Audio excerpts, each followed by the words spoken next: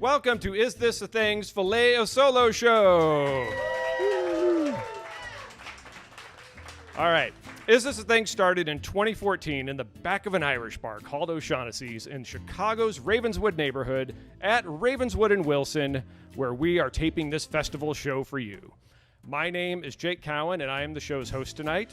I collaborate with Susie Kahn-Weinberg, Damian Razewski, and Mark Holtzman to bring you this show. Love those guys and gals. So the format for our show is always the same. We ask storytellers to share a true and personal story from their life. We welcome new and first-time storytellers, as well as experienced and veteran storytellers. And we are honored to be a part of Fillet of Solo again this year and the amazing Lifeline Theater. And we are ecstatic that you are watching this show with us right now. So, now it's time to hear some stories. I'm going to lead off our lineup of storytellers tonight. I'm excited to share a story with you, and then we've got a great lineup of storytellers that are going to follow afterwards. So, without further ado, it's time for some stories.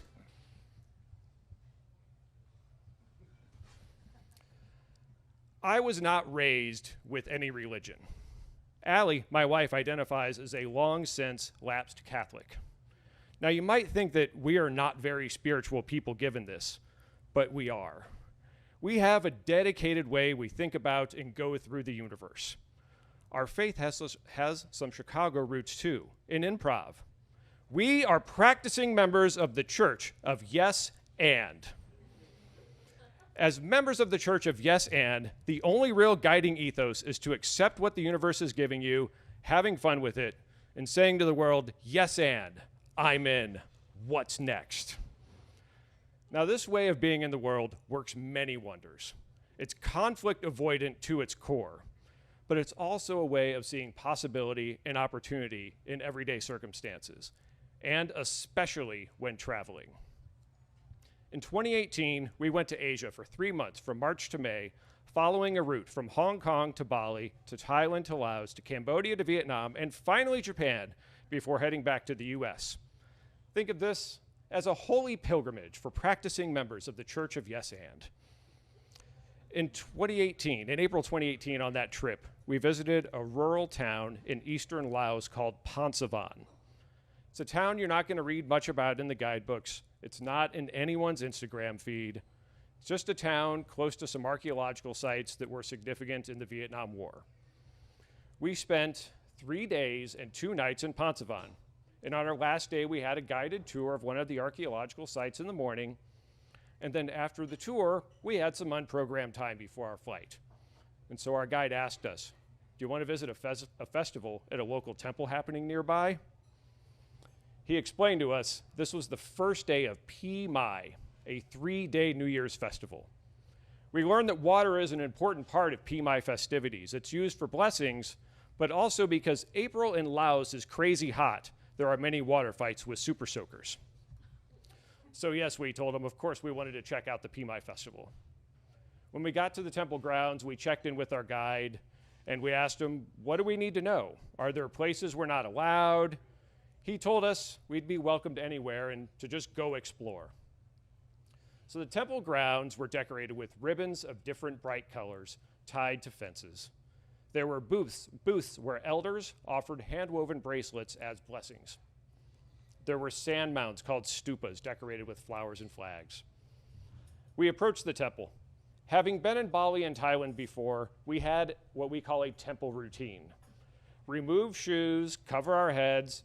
Allie wraps her sarong around her waist to cover her legs. We enter the temple, respectfully kneel towards the front, bow, and then sit. Just a heartbeat after we entered this temple, a collective 75 or so worshipers looked back at us with warm and welcoming smiles. The worshipers parted and created a path towards the front, which we were urged to take. And during the ceremony, kids would smile and wave at us, and a few had phones and took them out and took pictures of us. After the ceremony, outside of the temple, 2 teenage girls, both dressed up for the festival, asked us for a picture, creating one of my favorite contrasting images of this trip. We always covered ourselves respectfully when we went into temples and into spaces like this, but we were also dressed like travelers who did all of their shopping at REI. And I had to wonder, had these kids ever seen an American in cargo shorts before? So after a bit of the celebrity treatment, we met up with our guide and walked towards the car, and we were going to head to the airport.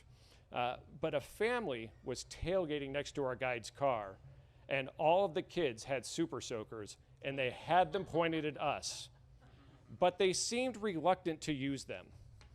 So we held our arms back in surrender position and motioned to them that it was okay to shoot us. But they remained unsure. So Allie, thinking fast, took a water bottle, poured a little bit of water on her head, poured a little bit of water on my head, and we smiled and laughed as we did this. We communicated consent through improv. And this unlocked a stream of super soaker goodness upon us from those kids. It was a Buddhist New Year super soaker party, and Buddhism mixes well with the Holy Spirit of the Church of Yes and. So we dried out in the sun for a bit, and then our guide dropped us at the airport for our flight to Vientiane. We didn't have any big plans for when we arrived in Vientiane. We already felt like we had won the day. We never try to win a day, and I don't know that we have a firm definition for what counts for a win anyway. It's just a feeling that something fun, something special has happened. And so we flew to Vientiane without much of a care in the world and arrived without expecting or needing much from the universe. We got to our hotel, it was early evening, we needed to get some food, and we wanted to check out the neighborhood where we were staying. And while we didn't need much from the universe, our practice had taught us something about the world, which was to step out and say, "Hey universe, what do you have for me tonight?" So we found a food cart in a park by the Mekong River. We sat in the grass eating, and we heard some live music nearby.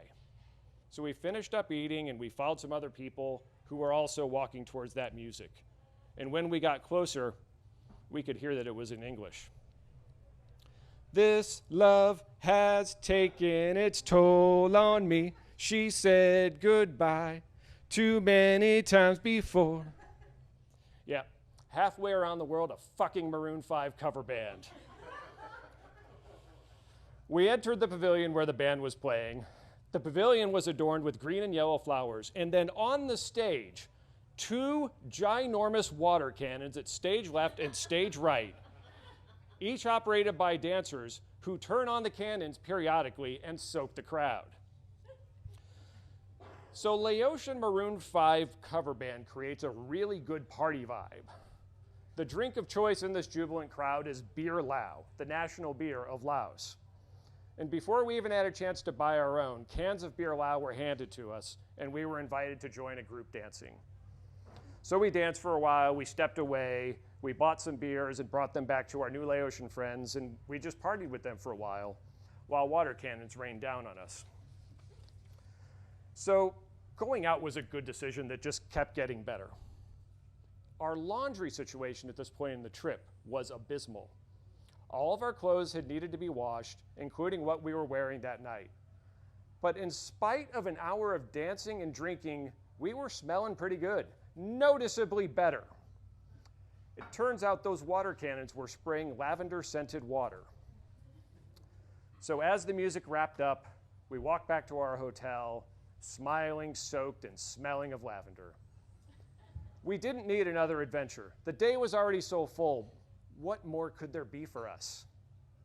Well, with a decent beer Lao buzz, we were not done yet. There was a dance party in the street near our hotel, and when we walked by, we were handed beer Lao and invited to join. One more beer? Yes, and. So to beat the heat, this party had huge water drums, super soakers, and garden hoses. One enthusiastic partygoer with a garden hose approached me, and he was not nearly as uncertain or as unsure as those young kids at the temple earlier in the day. I was ready to get soaked again. So he looked at me in the eye, smiled, and soaked me with that garden hose by shoving it right into my cargo pants. So I realized this was a test of my faith, of my commitment to the Church of Yes and. So I gathered up all the spiritual energy I had, I pulled that hose out of my shorts, and with a garden hose in one hand and a beer low in the other, I looked him right back in the eye and I said to him, "What's next?" Thank you.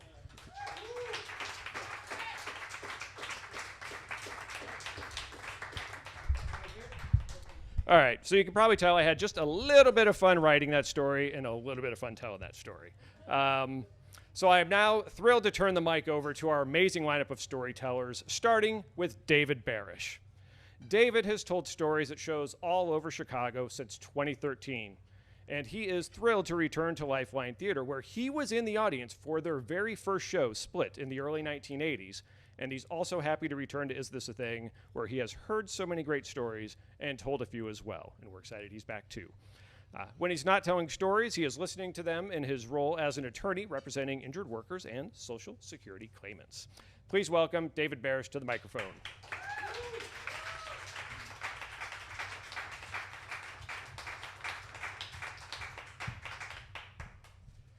I'm always happy to put the condom on the mic after a guy who pulls a hose out of his pants and says, "Yes, and."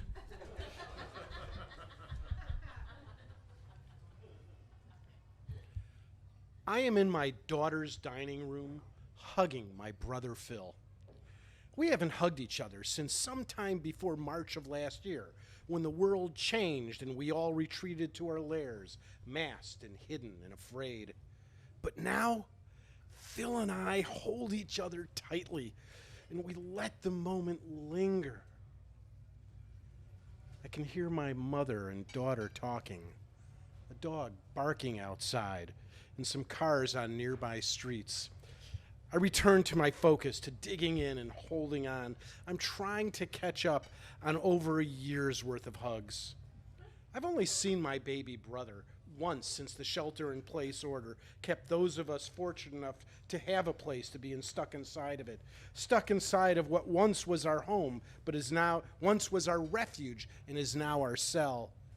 We had a brief interlude on his front porch for a single beer and attempting to cover too much ground in too short of a visit, where we were not really ready to hug each other at that time or shake hands or even get remotely close to one another. Neither of us is a chatterbox on the phone, and we hadn't had a whole lot of contact. That drive-by wasn't enough, but it was still just great to see him. We usually celebrate each other's birthdays by taking one another out to hear some music or go to a ball game. In early of January of last year, when there were a few isolated cases of this unusual virus that nobody was talking about, Phil was taking me out for my birthday. We listened to some local musicians play sets of Herbie Hancock's electric and acoustic music. And we were moved by the young artists, and we talked about wanting to get back to that venue on Chicago's South Side and wanting to hear more music together. Phil's a musician. He has a degree in music composition, and he writes beautiful pieces for jazz. But aside from loving him as a brother, I love to hear him talk about music. He has an unusual blend of both art and science, and he can talk all night about both inspiration and execution. I never got to take Phil out for his birthday. There were no musical or sporting events by April, and so I bought him a gift certificate so he could have a nice meal prepared and bring it home to share with his wife. And when his birthday rolled around again this year, I did it again. But this time I sent him a link to a jazz performance that was going to be streamed the night of his birthday. We've been a little bit different from each other on that whole issue of isolation, on our levels. I've been mindful, but I've been back to the office for a while, and I've been taking the train while masked. He's been working from home. He has been isolated, and his level of acceptable risk is a lot lower than mine. Today is Mother's Day, and we're in my daughter's living room, and we're celebrating my mom and my wife, the mother of today's host. Mother's Day, plummeting levels of new cases and positivity rates, and now our fully vaccinated cases status has allowed us to be here in this room, in this position, and now all we want to do is hold on to each other, neither of us wanting to let go. Now, an hour ago, My daughter and my wife and my mother were nibbling on food that we'd hoped to share with my brother, but he was delayed. Delay's a thing with him. Is it because he's a musician who lives on jazz time? Is it because he's a late night person or a guy who lives way out in the boondocks? I don't know. And I used to get annoyed, but I've long since stopped judging.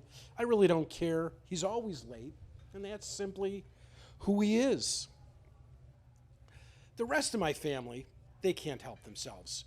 My daughter is irked because he's late, and she's worked hard for this Mother's Day meal, and she wanted everything to be done just right and to be tasted when it was hot. My mother wanted to call him, and I asked her, what did she hope to accomplish with the call? And I mansplained to the matriarchy, he'll get here when he gets here. This is an old conversation and an old issue that seems almost new because we haven't had any family events that he can be late to. But over the years, there's been a debate over whether to wait for Phil and risk having the food get cold or to start serving and he'll simply have his dinner when we have our dessert. These days, he's been cloistered. He hasn't joined our family pod until today. The rest of us have been getting together over the past year and a half, and we've evolved from the time my wife wore a sheet over herself so she could hug my daughter last year, to wearing masks and not touching each other and having gotten closer and more intimate with each other over the past year. And now I can be hugging my brother, and my family can complain about him before his arrival. Phil gets himself a plate of food. He sits in the living room and he's catching up with everybody, and we talk. He advises my wife on some sound issues. She's interested in recording herself reading her just published book. Phil, who's always had a sound lab in his home, is a maven on these kind of things. And the discussion of recording is deep. And the rest of us just listen like audience members to Phil and Ellen talking about this project where he will, in the upcoming weeks, help her navigate the idiosyncrasies of Amazon's Audible. And their discussion loosens up, and then we all talk, and the conversation is freewheeling, and we exchange jokes, and we laugh, and we gently rib each other, and we sit back and smile, and then we resume talking more. We're not going back to what life was like before just yet. I'll get to hug Phil again, but he isn't going to sit in a crowded pub with me, and he's not going to go to a crowded ball game with me. But I suspect we'll be able to eat a meal outdoors. I'll invite him over to my home, and he and his wife might come. I don't think they're ready to have us invited to their home quite yet. Too many people are not getting vaccinated. The virus is still out there.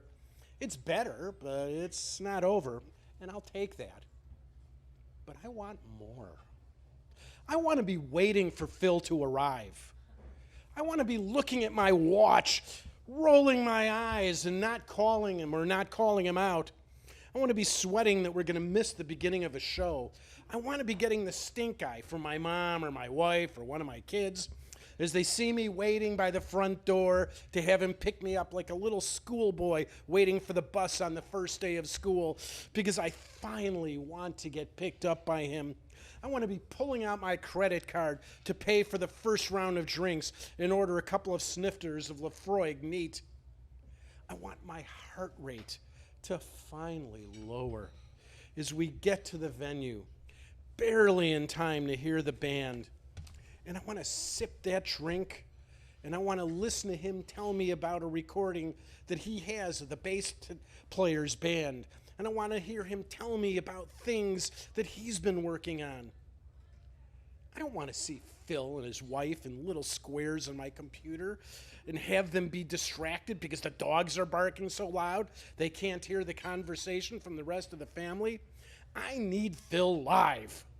I want him in the flesh. I want him where I can hug him and where he can feel what I'm feeling and where he can be in the moment and he can know how special he is to me, even though we've hardly seen each other in the last year and a half. I can wait all day for Phil, but I can't wait any more days for him to do so. Thank you.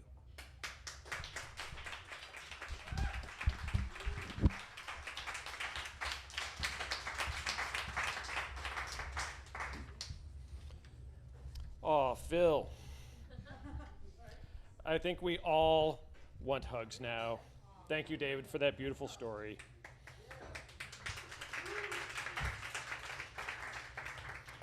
So our next storyteller tonight is Carissa Letts.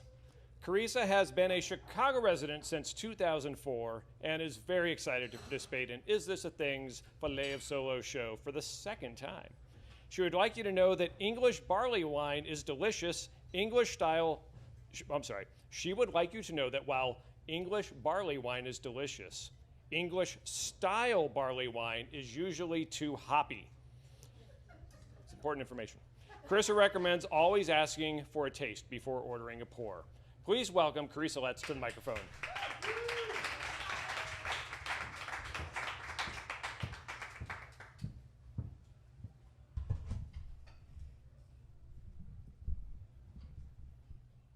Safety first.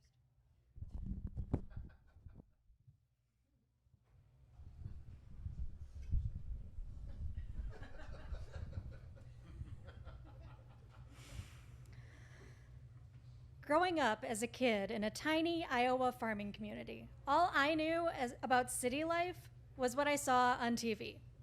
So when I moved to Chicago in 2004, I fully expected that first of all, I would find a family-like group of friends, and secondly, that those friends and I would have a place to hang out. Either a coffee shop with a big orange couch that was always weirdly available whenever we walked in, or a diner with booths and big salads, or maybe a bar where everybody knew our names. My first apartment in the city was near Sheffield and Armitage in Lincoln Park. It had its drawbacks. The L ran right through my backyard. Brown line, purple line, and the runs all night red line, which thundered past at 3 a.m., sound waves echoing between my bedroom wall and the brick building 6 inches away, its roar blasting through the plastic accordion folds of my window air conditioner and shaking my bed until I could have sworn the train was running directly through my bedroom. Also, the neighborhood vibe was like a glittery high heels dance club, whereas my personal vibe, both then and now, runs more toward a cozy pub, not unlike O'Shaughnessy's, preferably with squashy armchairs, board games, and a crackling fireplace. So Lincoln Park wasn't a great fit for me, but it had its pros. I had the middle floor of a 3-flat, and I made fast friends with my upstairs neighbor.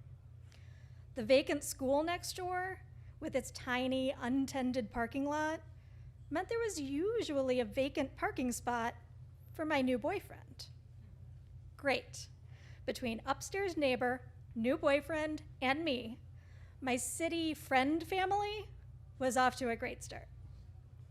And when new boyfriend introduced us to an unusual, delicious, syrupy sweet beer called Old Aberration Barley Wine, Old Abe, as it's known by true aficionados, we were delighted to find the very best pro of the neighborhood so far, the home of Old Abe himself, Goose Island Clybourne Brew Pub, brewers and purveyors of Old Aberration Barley Wine. Before long, upstairs neighbor, newish boyfriend, and I became honest-to-God regulars at Goose Island. It's true, the whole bar didn't shout, "Norm," when we walked in. They didn't even shout our actual names. But we did have a usual server named Carissa, which she spelled just like I spell Carissa. That was enough of a sign for me. We had a regular booth in the bar. It was a prime seat right under the chalkboard that we consulted immediately upon entering to see what was fresh on tap since our last visit a whole 2 or 3 days ago. The menu was full of comfort foods, smoking was allowed, and we only had to stumble a couple of blocks home. My city friend family had found our spot. For many years, Goose remained our go-to place. It was where we celebrated, where we went after a bad day at work, where we went when we craved a pulled pork sandwich. In 2005, we all earned our MBAs, Masters of Beer Appreciation. This is, or was, a real thing.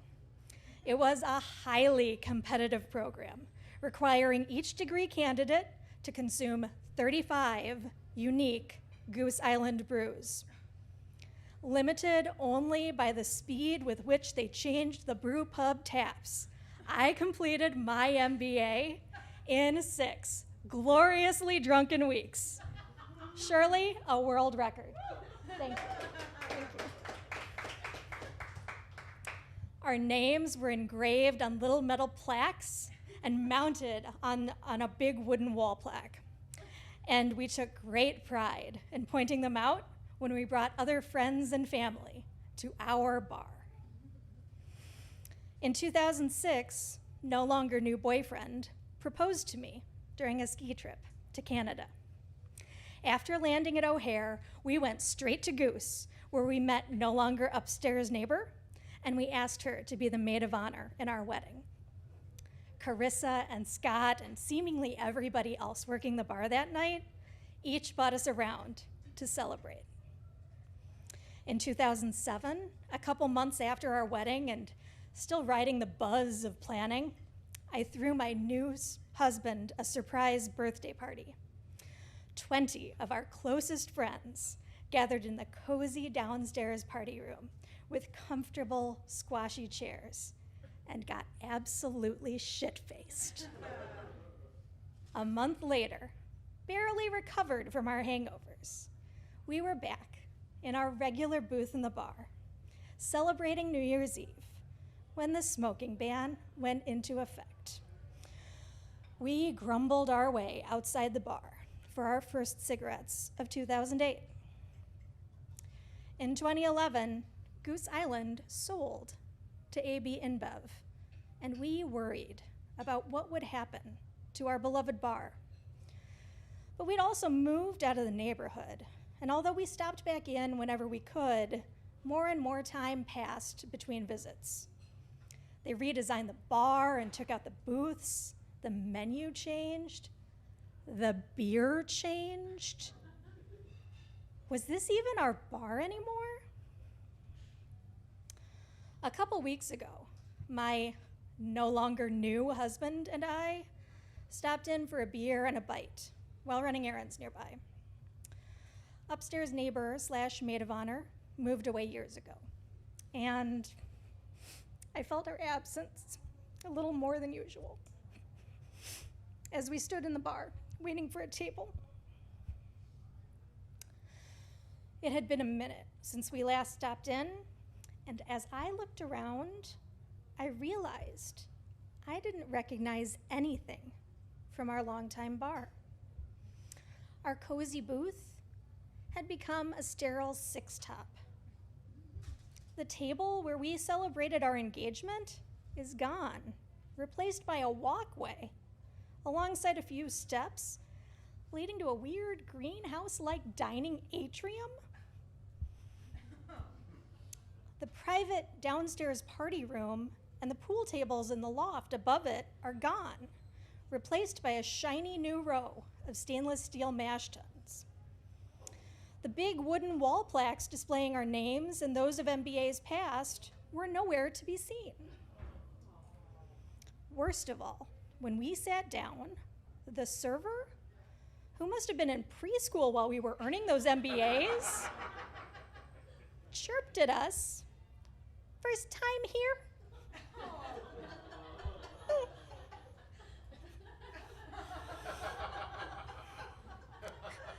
Folks, needless to say, this was no longer our spot. But I stood in the bar for a long last minute, feeling like I was in the series finale of one of those city sitcoms of my childhood. A 15-year montage of memories flickered across my view as I stood there. And even though everything has changed, I still hope I can go back from time to time and replay those favorite episodes over a glass of cold beer. And on a final note, I am so happy to be back in what is certainly our spot for storytelling. Thanks, O'Shaughnessy's, and cheers.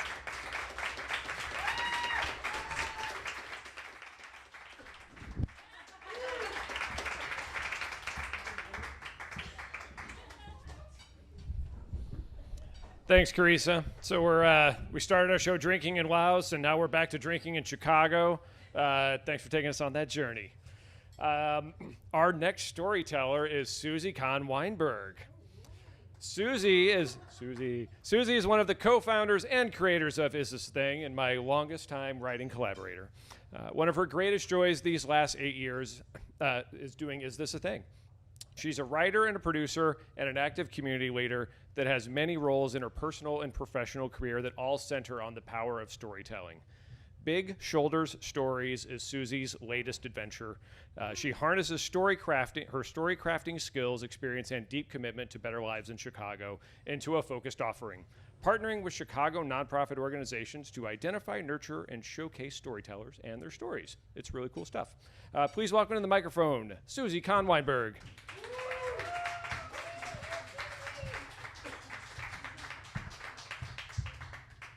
Yeah, that was quite the plug. Thank you. Which I wrote. It feels so damn good to be back. Carissa's absolutely right. So, and Jake, thank you for making this happen today. A little late with that, I guess.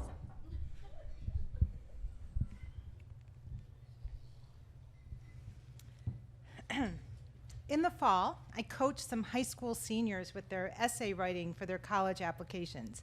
I had 3 students, each struggling with what to say about themselves. Kim was applying early to an Ivy and was trying to figure out how to balance a humble brag with being vulnerable at the same time. Danny was a self-admitted materialistic douche, his words, not mine, who didn't want to go to college. But with some gentle prodding and some very unexpected tears, his, not mine, he ended up doing a total 180 when he realized he's actually a very loving son who's made a big difference in his dad's life in recent months. He now sees himself going to school and doing some good in the world. And then there's Harrison, who knew he wanted to write about losing every wrestling match he was ever in, yet still ended up going to state regionals, even becoming the captain of the team. It's a favorite family tale that his dad is already planning to tell in his toast at Harrison's wedding someday.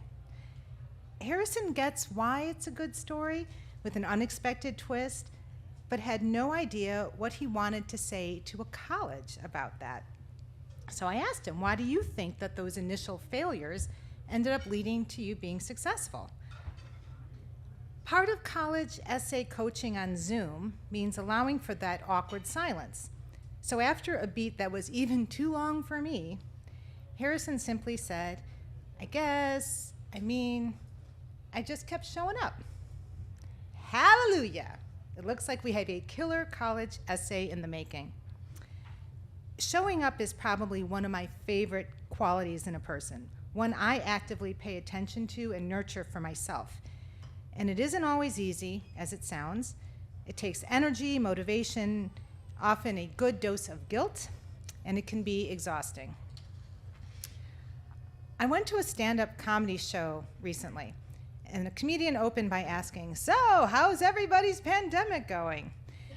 And you'd think that would be stale by now, and I wish it was just so last year.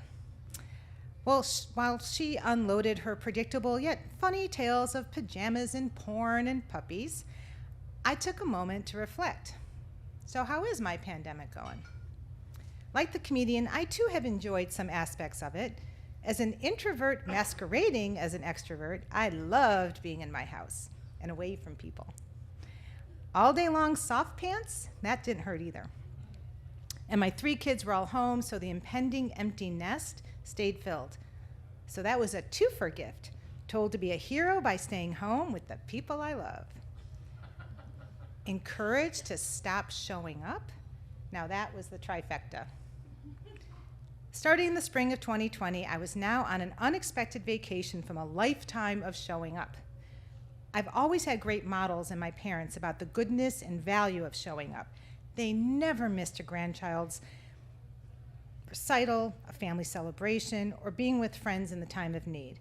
And I strive to be like them. I say yes, and I get my ass there.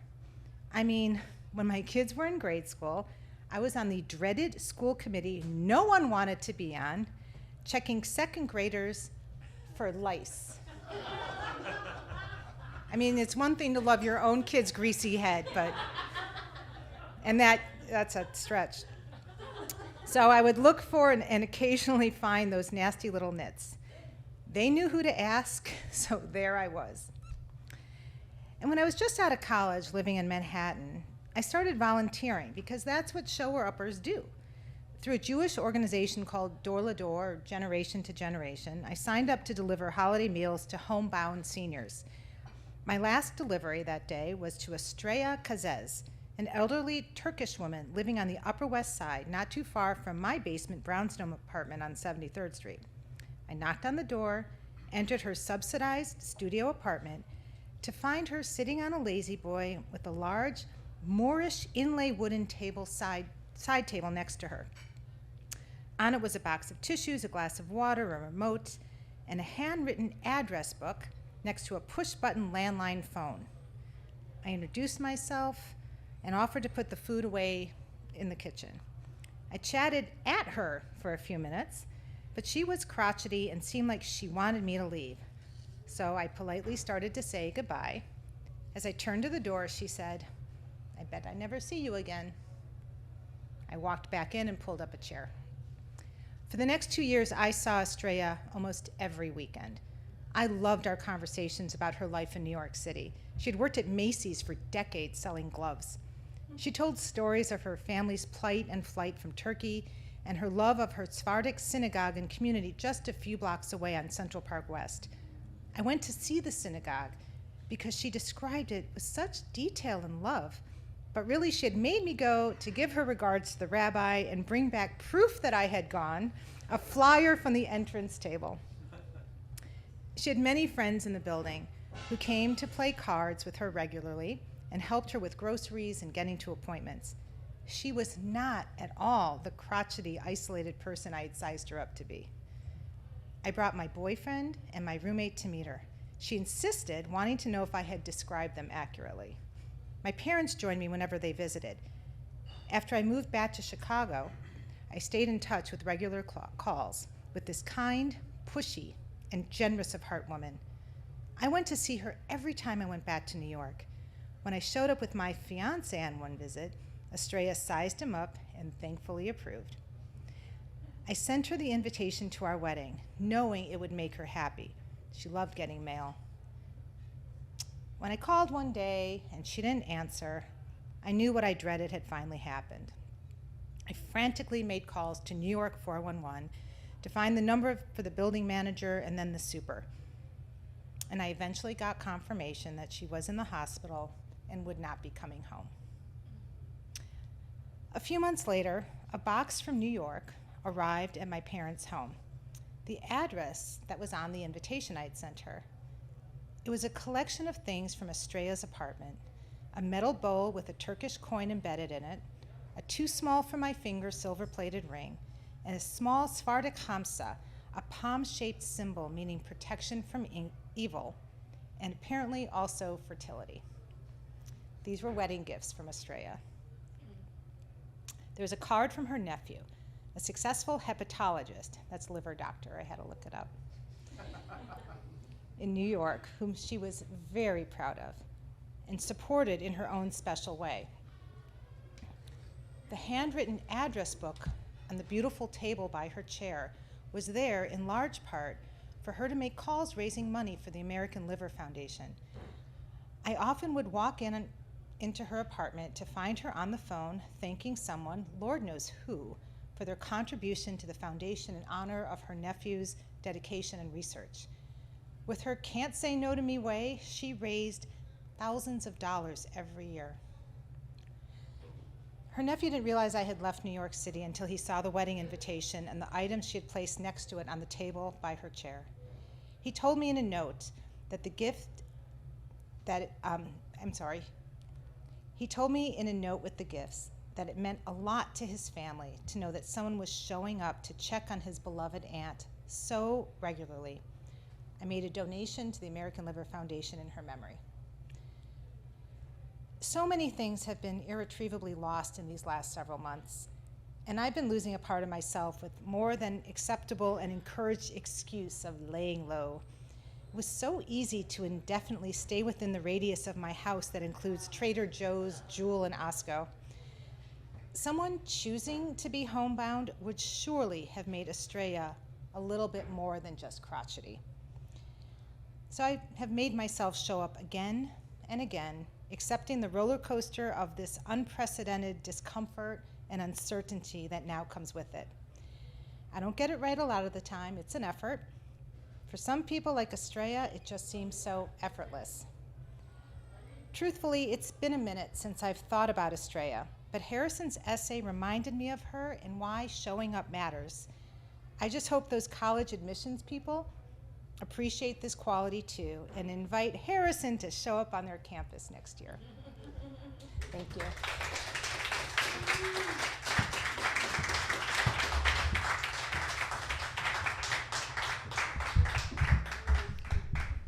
Thanks so much, Susie. There's so much power in that story, the idea of just showing up and your amazing connection with Estrella. That was really cool. Thank you. We have a couple more storytellers tonight. I'm really excited for our next storyteller, Joy Wright. Joy is a Best of the Net nominated writer, storyteller, and social justice activist. And she is also a single queer mom. She works as a fundraiser for an organization that trains survivors of human trafficking to be software engineers and she spends evenings telling stories around Chicago. She's been published in HuffPost, Creative Nonfiction, and Rebellious Magazine. I don't know what that is, but I want to read it. Please welcome Joy Wright to the stage, everybody.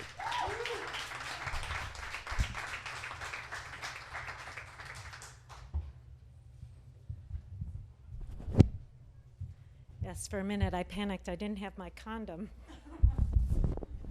This condom thing is a little strange considering the story I'm going to tell, but you'll see. People walking into the Burger King in Kankakee for a late night Whopper would be shocked to know there was a woman meeting her sperm donor in the restaurant. But there I was, standing outside the men's room door, waiting for a paper Burger King cup full of semen. I would do anything for a baby of my own, even pick up free sperm at a fast food restaurant. I had wanted a baby since I was a little girl, carrying my baby doll with me everywhere, believing everyone thought she was real, and knowing one day she would be. Yet here I was, 34, single, lesbian, and feeling desperate. I started my process the frozen sperm route. Each month I'd drive across town and pick up a giant metal capsule with 2 tiny vials of sperm in it. I'd bring it home, open it up, the vapors rising over the lid and around my hands as I pulled out those tiny vials of sperm. I'd inseminate 2 days in a row using a little needleless syringe, just like the clinic showed me to, and then I'd return this giant tube. This went on for months. But do you know how expensive frozen sperm is? My friends threw me a giant sperm party. Now, it wasn't a party where people brought sperm, which would have been a great idea. Instead, it was a party to raise money for the stuff. Still, I quickly ran out of savings. Sperm was everywhere, yet I couldn't get my hands or other body parts on any of it. What I needed was a man, a donor, some free sperm that brought with it no drama, no sex, no, that was the last one, no drama, no commitment, and definitely no sex. Partway through this process, I went to this intuitive healing workshop with my best friend and confidant, Royanne. At this workshop, we talked about the life we wanted to create and meditated. I knew I was on this journey, but I was stuck. There's no such thing as stuck, the facilitator said. How about some free sperm, I thought, but she didn't address that. Late in the morning, we paired up, and we looked in each other's eyes and mirrored each other's movements. My partner was a complete stranger, yet I felt this profound connection to him. At lunch, he sat next to me, and the energy just radiated between us. We were all chatting and talking, and I told my story, coming to the part where I wasn't pregnant and out of sperm money. This lovely man, Drake, said, "Why don't you just get a donor?" Well, with that, I got all shaky, turned to him, and spilled my entire glass of lemonade in his lap. I grabbed a handful of napkins, leaned in, and stopped just shy of rubbing his crotch. Everybody laughed, you know, but I couldn't stop thinking of this man's private parts covered in my lemonade. The next day, this lovely man, Drake, called me up and offered to be my donor. He was not wanting to have children, he and his wife, but he had felt a loss at not passing on his genes to another generation. He was tall and brilliant, approaching this arrangement in a gentle and straightforward way. He was perfect. The only problem was he lived in Normal, Illinois, and I lived in Chicago. That's a 2.5-hour drive each way without traffic, and there's always traffic. The first time we inseminated, I went to his house. I had dinner with him and his wife and wine and nice conversation, and I brought a date. This beautiful woman named Nina, not the way casually dating lesbians usually hang out, but she was game. Right after dinner, we got down to business. Drake met me downstairs at my room with a coffee cup of semen, and I inseminated in this beautiful room full of windows, surrounded by the woods with the moonlight shining in. It was magical, but I didn't get pregnant. And you just can't do it that way every month. When you're ovulating, you are ovulating, and you have to have sperm that day and the next. And that's one thing if getting sperm is fun, but when you have to drive 2.5 hours each way for 2 days in a row, and you find out by taking your temperature first thing in the morning and peeing on a stick, it is not an easy process. The next time I ovulated was on a Tuesday morning. That Wednesday, I had to be at work before 7 a.m. to do a training for 50 people. My little Honda Civic hatchback was jam-packed full with training manuals, markers, a big easel pad, but there were still 2 seats up front, and my bestie, Royanne, offered to go with me. When we got to Burger King, Drake was already there putting gas in his car. He was polite, but quick. He said, "I'm in a big hurry. I'm heading into the Burger King with this paper cup. Meet me there." He handed me a jar of honey on his way and headed into the restaurant. While I stood outside the men's room, I was really nervous. But when Drake came out, he wasn't in the least bit uncomfortable. He handed me that paper cup and he headed out of the restaurant. I looked around, headed into the women's room, took out my little syringe, and inseminated.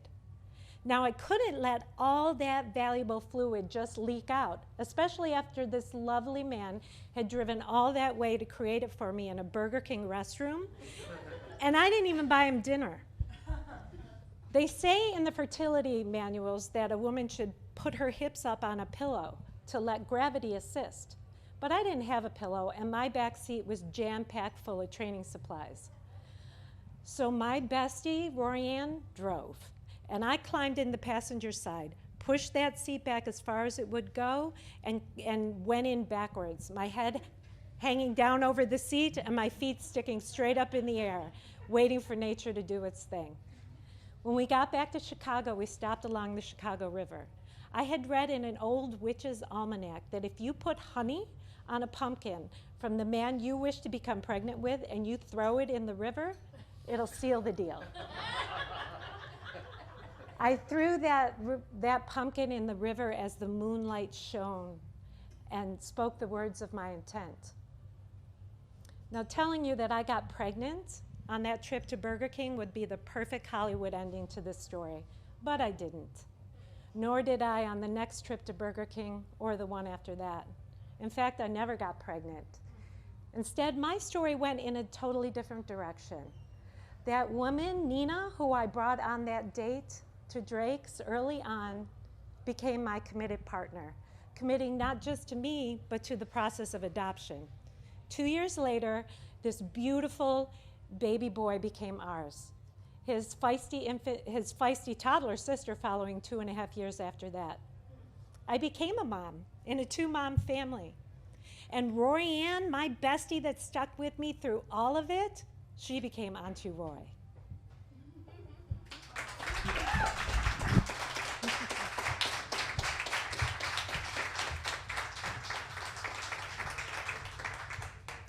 Thank you so much, Joy. It's a beautiful story about how you built your family. And also, y'all are going to look at Burger King on the highway just a little bit differently now. Just pay attention a little bit what's going on at Burger King now.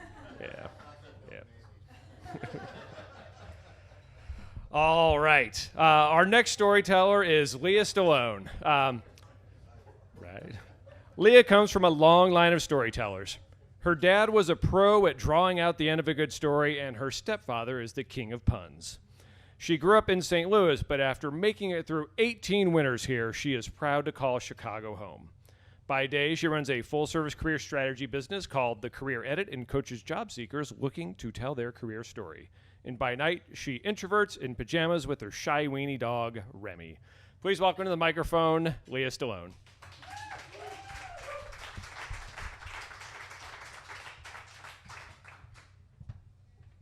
Thank you. Oh gosh. I wish we had some background music playing right now. Yes. Good callback. Okay. I was never more happy to work from home as the day I pooped my pants. No, really, it's okay. You can laugh. I give you permission. I was an adult, and I had pooped on the job, not once, but twice. And my friends may be surprised and embarrassed on that note to hear me say this for a number of reasons.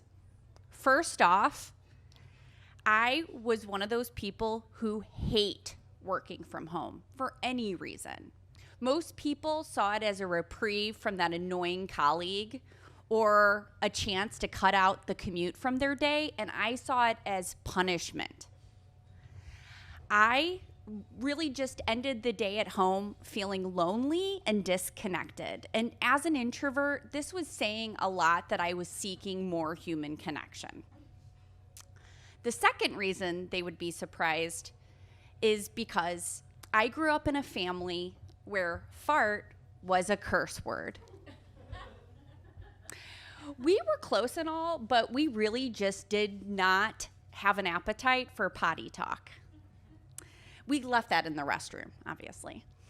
And this aversion to bathroom humor followed me into adulthood. So you can imagine how thrilled my boyfriends were to find out that if they told a fart joke, or God forbid, let one rip, to see my reaction, which usually involved having no interest in intimacy that evening.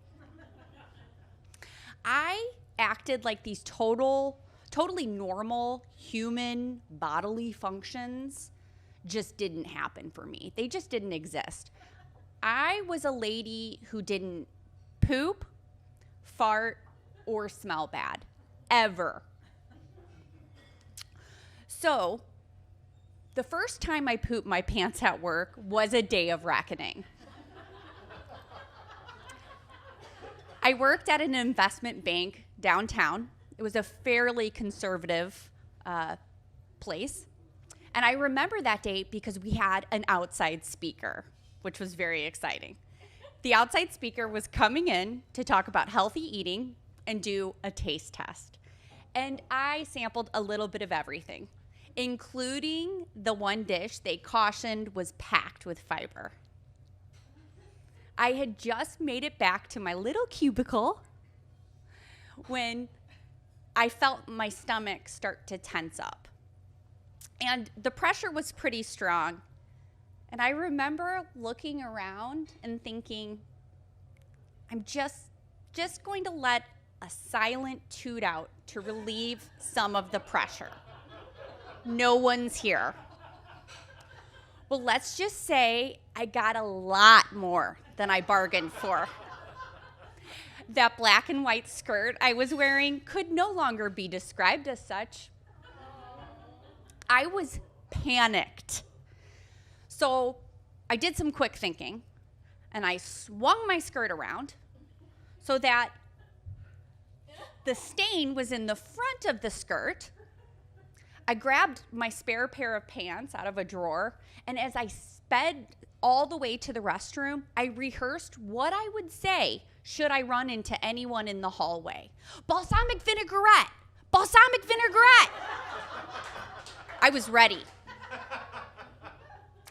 Image was really important to me at that point. And somehow pooping your pants just didn't fit into the professional image I was trying to cultivate.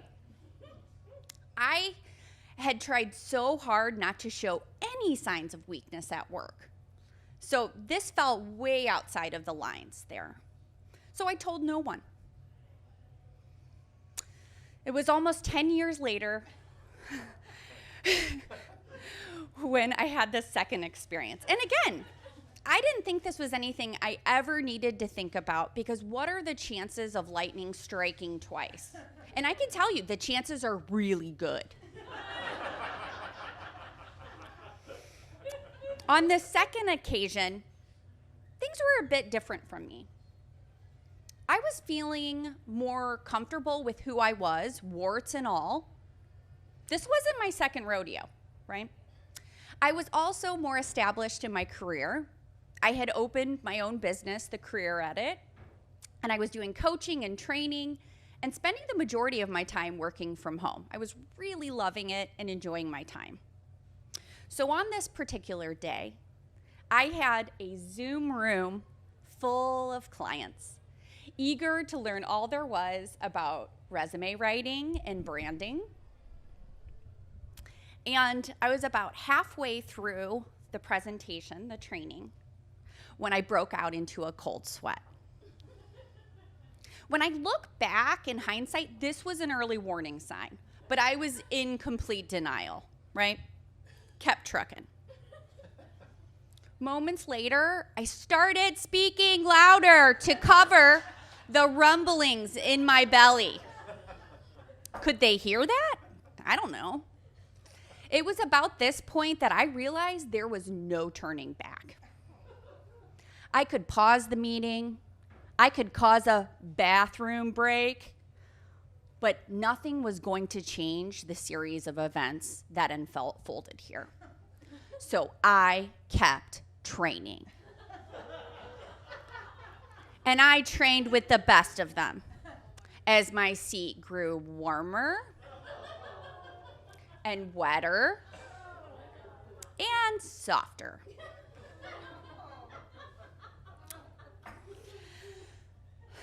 It was the end of the call when I had that really eerie Zoom smile on your face, when you're just hoping and praying, please hang up the phone so I can show my true thoughts, feelings, emotions. I watched all of the Zoom videos shut down, and then I took a big sigh of relief. Thank God I was in my office and not in a city office at that point. I finally made eye contact with my dog, who had been staring little laser beams into the side of my head for the majority of the training. Mom, what's wrong? Mom, I think we need to go outside. And then I finally laughed, because this was one of those moments when I was truly thankful to work from home. And it was a big turning point for me. because I realized that there were some benefits to having this flexibility to work from home. And I also recalled the child's book, Everybody Poops, but not everybody poops at the office. Twice. Thank you.